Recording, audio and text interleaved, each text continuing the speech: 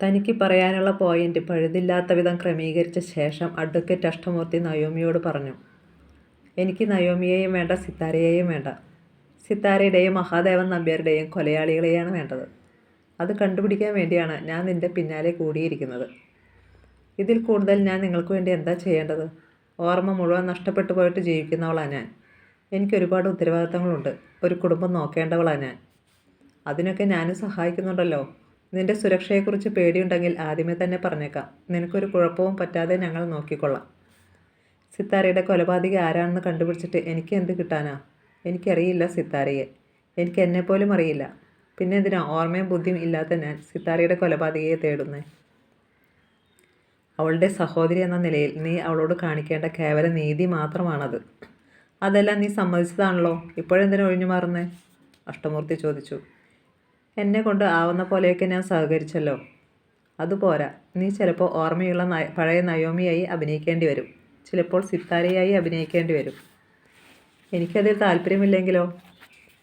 എനിക്ക് നിർബന്ധമുണ്ട്. നീ സഹകരിക്കുന്നില്ലെങ്കിൽ ഞാൻ ജിംസണിൻ്റെയും ഡോണ്ടിയുടെയും കൂട്ടുപിടിച്ച് മുമ്പോട്ട് പോകും. പക്ഷേ നിനക്കൊരു ആപത്ത് വരുമ്പോൾ എൻ്റെ സഹായം പ്രതീക്ഷിക്കരുത്. അതൊരു താക്കീതും ഭീഷണിയും കൂടിയായിരുന്നു. ശത്രുക്കളുടെ നടുവിലാണ് തൻ്റെ ജീവിതമെന്ന് അവൾക്കറിയാം. ഇതിനു മുമ്പ് പല ആപത്ഘട്ടങ്ങളിലും അഷ്ടമൂർത്തിയാണ് അവളെ രക്ഷിച്ചിട്ടുള്ളത്. ഞാൻ ഇനി എന്താ ചെയ്യേണ്ടത്? ഒടുവിൽ സഹിക്കട്ടതുപോലെ അവൾ ചോദിച്ചു. ഗൗതം ഘോഷുമായിട്ടുള്ള ബന്ധം കുറച്ചുകൂടി ഊഷ്മളമായി മെയിൻറ്റെയിൻ ചെയ്യണം. ഹോട്ടലിൽ വെച്ച് കൂടിക്കാഴ്ച, ഒരുമിച്ച് യാത്ര, ഒന്നിച്ച് ചില കാൻഡിൽ ലൈറ്റ് ഡിന്നറുകൾ, ഇത്രയുമൊക്കെ ചെയ്താൽ മതി. അയാൾ എന്നെ ഉപദ്രവിച്ചെങ്കിലോ? ഞങ്ങളുണ്ടാവും നിൻ്റെ കൂടെ. നിനക്ക് കാണാൻ പറ്റും, അപകട സൂചന തരാൻ പറ്റും. ഗൗതം തങ്ങളുടെ സാന്നിധ്യം അറിയുകയില്ല. അതുപോലെ മനസ്സില്ല മനസ്സോടെ നയോമി സമ്മതിച്ചു. നീ ഗൗതമനെ ഇന്ന് തന്നെ വിളിച്ചു വരുത്തണം. അവൻ ഇവിടെ വരണം. നിന്നെ വിളിച്ച് കാറിൽ കയറ്റിക്കൊണ്ട് പോകണം. നീ വിളിക്കുന്നിടത്ത് അവൻ വരും. അവൻ നിന്നെ കാണാൻ വരുന്നുണ്ടെന്ന് അവൻ്റെ അമ്മയും ഭാര്യയും ബന്ധുജനങ്ങളും അറിയണം. അതെങ്ങനെ അറിയും? അതവർ എങ്ങനെയെങ്കിലും അറിയും. ഗൗതം ഘോഷിൻ്റെ ഫോണിലേക്ക് നയോമിയെ കൊണ്ട് വിളിപ്പിച്ചിട്ടാണ് അഷ്ടമൂർത്തി ആ വീട്ടിൽ നിന്ന് തിരികെ പോയത്. ഡോണ്ടി ഇതിനകം ഗൗതം ഘോഷിൻ്റെ അമ്മയുടെ വിവരങ്ങൾ ശേഖരിച്ചു വച്ചിട്ടുണ്ടായിരുന്നു. സിന്ദൂരി സിൽക്സിൻ്റെ ഹെഡ് ഓഫീസ് എറണാകുളത്ത് തന്നെയാണ്. ഹേമലത ശങ്കറുടെ ഓഫീസും എറണാകുളത്ത് MG റോഡിലുള്ള വസ്ത്രവ്യാപാരശാലയിൽ തന്നെ. ഹേമലത ശങ്കറുടെ ടെലിഫോൺ നമ്പറുകൾ കിട്ടി. ശ്രീകൃഷ്ണ ജ്വല്ലേഴ്സ് ഉടമകളുടെ വിവരങ്ങളും ഡോൺ ശേഖരിച്ചു വെച്ചു. ഹേമലത ശങ്കറുടെ ഓഫീസിലേക്ക് വിളിച്ചിട്ട് അഷ്ടമൂർത്തി MDയെ ഫോണിൽ കിട്ടണമെന്ന് ആവശ്യപ്പെട്ടു. വിളിക്കുന്നത് അഡ്വക്കേറ്റാണെന്ന് കേട്ടപ്പോൾ ഓപ്പറേറ്റർ ഹേമലത ശങ്കറിൻ്റെ ഫോണിലേക്ക് കണക്ട് ചെയ്തു. ഔപചാരികമായ പരിചയപ്പെടുത്തലിന് ശേഷം അഷ്ടമൂർത്തി പറഞ്ഞു. നിങ്ങളുടെ മകൻ വീണ്ടും എൻ്റെ കക്ഷിയെ ശല്യപ്പെടുത്താൻ തുടങ്ങിയിരിക്കുന്നു. ഫിലിം ആക്ട്രസ് നയോമിയുടെ കാര്യമാണ് പറയുന്നത്. ഇന്നലെ അവൻ നയോമിയെ അവൻ്റെ ഹോട്ടൽ സ്യൂട്ടിൽ വിളിച്ചു വരുത്തി. ഇന്ന് നയോമിയുടെ വീട്ടിലേക്ക് അവൻ വരുന്നുണ്ട്. 1 മണിക്കൂറിനകം എത്തും. അവർ രണ്ടുപേരും കൂടി എവിടേക്കോ പോകാൻ പ്ലാൻ ചെയ്യുകയാണ്. ദുബായിയോ സിംഗപ്പൂരോ ആയിരിക്കുമെന്നാണ് എനിക്ക് കിട്ടിയ വിവരം. ഒന്ന് ശ്രദ്ധിക്കുന്നത് നന്നായിരിക്കും. ഹേമലത ശങ്കർ ആരാ എന്താ എന്നെല്ലാം ചോദിച്ചു വരുമ്പോഴേക്കും അഷ്ടമൂർത്തി കോൾ കട്ട് ചെയ്തു കഴിഞ്ഞു. ഇനി ഹേമലത ശങ്കറിൻ്റെ ദൃഷ്ടി മകൻ്റെ പിന്നാലെ പായുമെന്ന് അഷ്ടമൂർത്തിയും സംഘവും കണക്കുകൂട്ടി. നയോമി ഗൗതം ഘോഷ് വന്നാലുടൻ പുറത്തേക്ക് പോകാൻ വേണ്ടി ഒരുങ്ങുകയായിരുന്നു. അനിൽ ബാബുവിനോട് താൻ പുറത്തേക്ക് പോകുന്ന കാര്യം അറിയിച്ചപ്പോൾ അയാൾ നിസ്സഹായതയുടെ വേദനയിൽ ചോദിച്ചു. നീ ആ പഴയ ജീവിതം പിന്നെയും ആവർത്തിക്കുകയാണോ? അല്ല, ചില കണക്കുകൾ തീർക്കാൻ വേണ്ടിയാ, നയോമി പറഞ്ഞു. നിന്നെ തട്ടിക്കൊണ്ടുപോയ ആ സംഭവത്തോടെ ആ പഴയ ജീവിതവും അതിൻ്റെ കണക്കുകളും കടങ്ങളും എല്ലാം തീർന്നതാ. ഇനി ഒന്നും ബാക്കിയില്ല. പക്ഷേ നീ ഇത് വീണ്ടും കുത്തിയിളക്കി കൊണ്ടുവരുന്നു.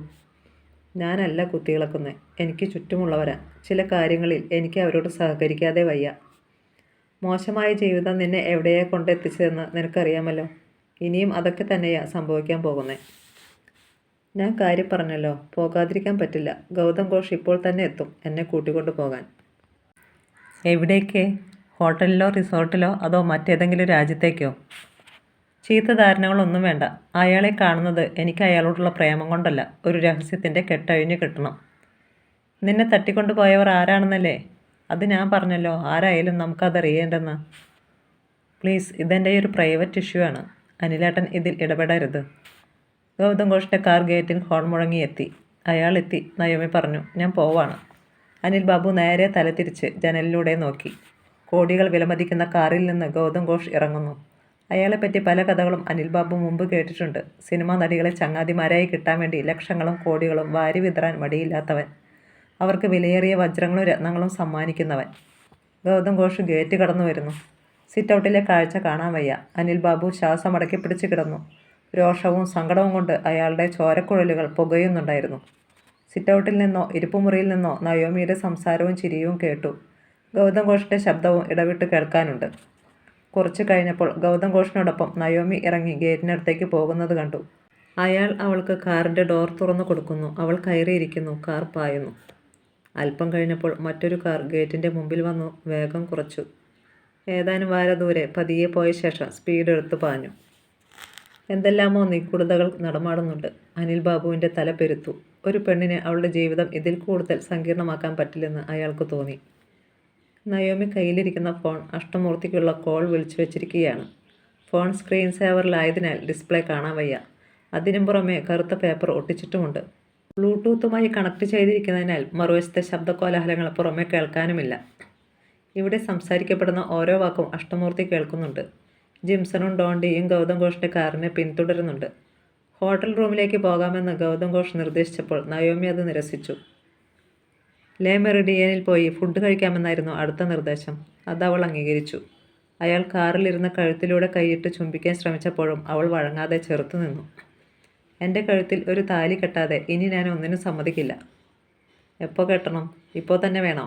ഗൗതം ഘോഷ് ചോദിച്ചു. അങ്ങനെ തോന്നുമ്പോൾ പോരാ. ബന്ധുക്കളെയും മിത്രങ്ങളെയും ക്ഷണിച്ചു വരുത്തി സദ്യ കൊടുത്ത് പരസ്യമായി തന്നെ നടത്തണം. നമ്മൾ രണ്ടുപേരും ആദ്യ വിവാഹ ബന്ധത്തിൽ നിന്നും വിടുതൽ നേടിയിട്ടില്ല, ഗൗതം ഘോഷ് ഓർമ്മിപ്പിച്ചു. വിടുതൽ കിട്ടുന്നതുവരെ ഇങ്ങനെ പോകട്ടെ. നയോമി ഉറച്ചു നിന്നു. ഈ കടുംപിടുത്തം എനിക്ക് മനസ്സിലാകുന്നില്ല. മുമ്പ് എത്ര തവണ നീ എൻ്റെ കൂടെ കിടക്ക പങ്കിട്ടിട്ടുണ്ട്. അന്നൊന്നും തോന്നാത്ത എതിർപ്പ് ഇപ്പോഴെന്താ? ആരെങ്കിലും പറഞ്ഞു തന്നോ ഇങ്ങനെ തന്നെ വേണമെന്ന്? കഴിഞ്ഞ കാര്യങ്ങളെപ്പറ്റി ഞാൻ പറഞ്ഞിരുന്നല്ലോ. ഒന്നും ഓർമ്മയില്ല. നിലവിൽ ഞാനൊരു പുതിയ പെണ്ണാണ്. കന്യകത്വം നഷ്ടപ്പെടാത്തവളാണ്. നീചവും നിന്ദ്യവുമായ ഒരു പ്രവൃത്തിയോടും എനിക്ക് താല്പര്യമില്ല. എൻ്റെ ഓർമ്മ നഷ്ടപ്പെടുന്നതിന് മുമ്പ് ഞാൻ ചീത്തയായിരുന്നുവെന്ന് ഞാൻ വിശ്വസിക്കുന്നുമില്ല, നയോമി അസന്നിഗ്ധമായി പറഞ്ഞു. ഗൗതം ഘോഷ് ചിരിച്ചു. ആദ്യം അവളെ പരിഹസിച്ച് ചിരിച്ചു, പിന്നെ സ്വയം പരിഹസിച്ചു. ആഹാരം കഴിച്ചും സംസാരിച്ചും ഹോട്ടലിൻ്റെ ലോണിൽ നടന്നു കുറേ മണിക്കൂറുകൾ ചെലവഴിച്ച ശേഷം ഗൗതം ഘോഷ് നയോമിയെ തിരികെ വീട്ടിൽ കൊണ്ടുവിട്ടു. അടുത്ത ദിവസവും ഗൗതം ഘോഷ് വന്ന് നയോമിയെ കാറിൽ കയറ്റിക്കൊണ്ടുപോയി. ആലപ്പുഴയിൽ എത്തിച്ച ശേഷം ഒരു ഹൗസ് ബോട്ടിൽ കായൽ ചുറ്റിക്കറങ്ങി. അവരുടെ യാത്രാ പരിപാടി മുൻകൂട്ടി തയ്യാറാക്കിയിരുന്നതിനാൽ അഷ്ടമൂർത്തിയും സംഘവും അവരെ അനുധാവനം ചെയ്യാനുള്ള എല്ലാ സൗകര്യങ്ങളും ഒരുക്കിയിട്ടുണ്ടായിരുന്നു. രാത്രി 10 മണിയോടെ ഗൗതം ഘോഷ് നയോമിയെ വീട്ടിലെത്തിച്ചു. തിരികെ പോയി. അഷ്ടമൂർത്തിയും ജിംസണും ഡോണ്ടിയും കൂടി മനസ്സിൽ പ്ലാൻ ചെയ്തിരുന്ന ട്വിസ്റ്റ് വരുന്നതേ ഉണ്ടായിരുന്നുള്ളൂ. തൊട്ടടുത്ത ദിവസം രാവിലെ തന്നെ നയോമിക്കൊരു കോൾ കിട്ടി. സിന്ദൂരി സിൽക്സിൻ്റെ മാനേജിംഗ് ഡയറക്ടർ ഹേമലത ശങ്കറായിരുന്നു ഫോണിൻ്റെ അങ്ങേ തലയ്ക്കൽ. ഹലോ, നടി നയോമി അല്ലേ? അതെ, നയോമി തന്നെ.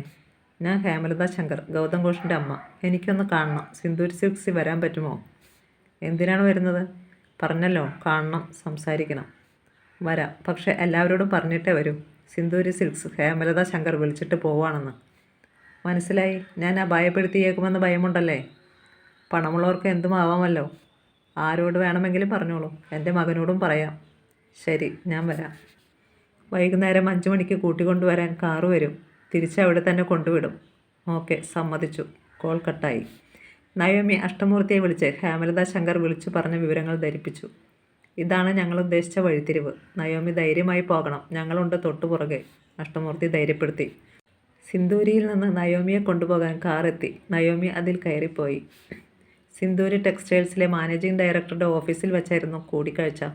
കൃത്യം 6 മണിക്ക് പച്ചയും ചുവപ്പും ഇടകലർന്ന പതുപതുത്ത ഈജിപ്ഷ്യൻ കാർപ്പറ്റിന് മീതെ കൂടി നയോമി ഹേമലതയുടെ പ്രൗഢമായ മേശയ്ക്ക് മുന്നിലേക്ക് നടന്നു ചെന്നു.